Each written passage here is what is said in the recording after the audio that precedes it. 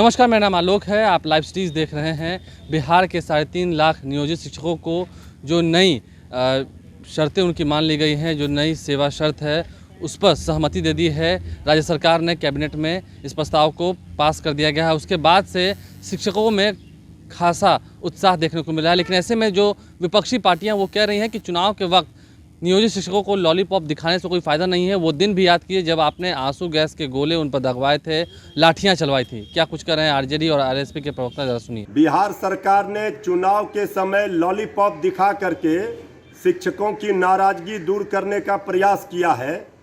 ये संभव नहीं है। शिक्षकों की नाराजगी और बढ़ी है।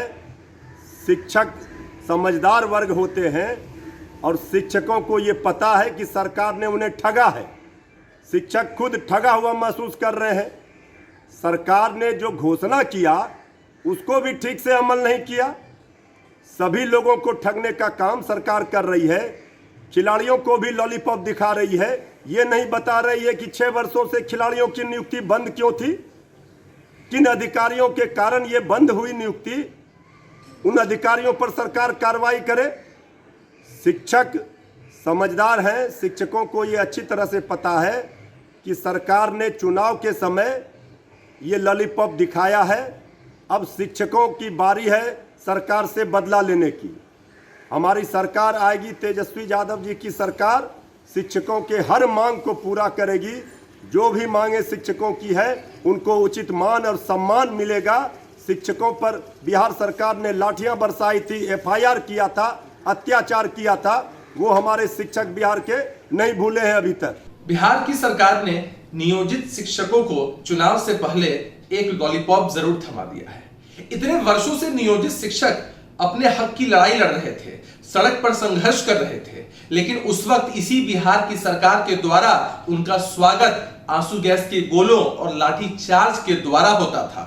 अब समझ में आता है कि क्यों नीतीश कुमार जी अपने भाषण में इस तरह के शब्दों का इस्तेमाल करते थे कि आपके लिए जो भी करेंगे हम ही करेंगे, हमारी सरकार ही करेगी।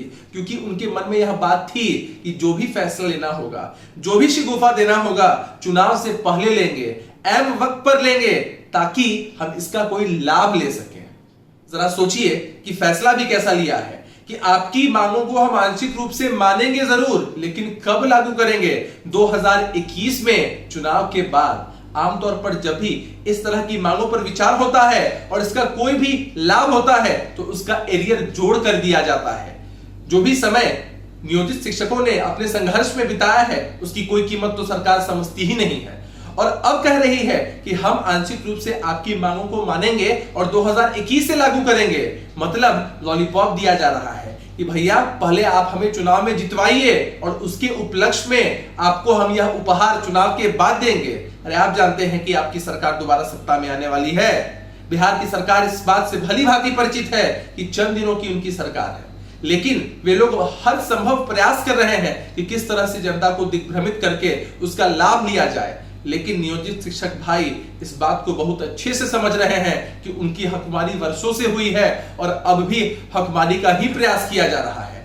सोशल मीडिया को आप उठाकर देख लीजिए, हर तरफ आपको नेगेटिव कमेंट ही दिखाई पड़ेंगे बिहार सरकार के ऐसे फैसले के अनुरूप। इसलिए मैं साफ साफ कह देना चाहता हूं कि इस बार इनकी सरकार नहीं आने जा रही है, और इस तरह के फैसलों से यह दर्शाते हैं कि इनके लिए सबसे जरूरी कुछ है तो चुनाव में किसी भी हथकंडे से जीतना है। जनता की भलाई से इन्हें कोई मतलब। तो आपने सुना किस तरीके से नई सेवा शर्त लागू किए जाने के बाद, सहमति देने के बाद एक तरफ जहां शिक्षकों में उत्साह है, वहीं दूसरी ओर विपक्षी पार्टियां जो हैं शिक्षकों को याद दिला रही हैं कि उस दिन को मत भूलिए।